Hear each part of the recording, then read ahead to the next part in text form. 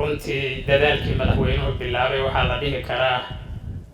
ra'iisul wasaaruhu waa ka sii miro dhaliyay ayaa la dhihi karaa muddo 2 bilood oo dhow ah ayuu halkan joogay isu imaatinka halkan la isugu yimid oo isugu timid Galmudug oo dhammaystiran oo ciroole uusan u maqnayn caqlina u maqnayn ay isugu yimaadeen waxaa la dhihi karaa waa dhabowday Galmudug kulankan oo kaleeto oo sidaan ay isugu timaada Galmudugna ma isa dhicin hadda ka hor in sidaan u buuxsanta galkani ee dowladda federaalka Soomaaliya iyo Galmudug oo aan kala maqnayn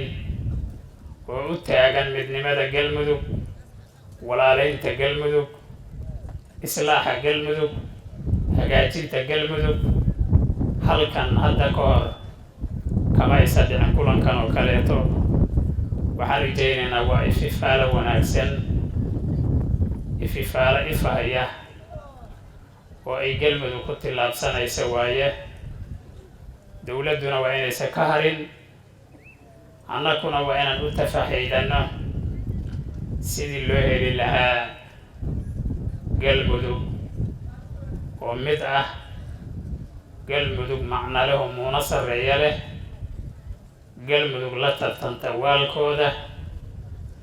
Galmudug dekedaheeda dhisata